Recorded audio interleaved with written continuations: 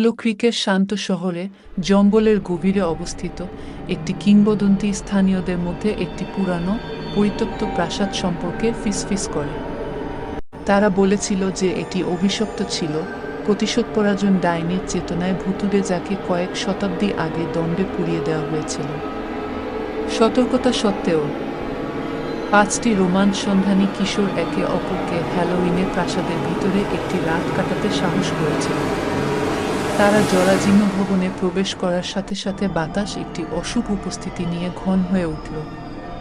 ছায়া দেয়ালে নাচছিল এবং হলের মধ্য দিয়ে ভয়ঙ্কর ফিসফিস প্রতিধ্বনিত হয়েছিল।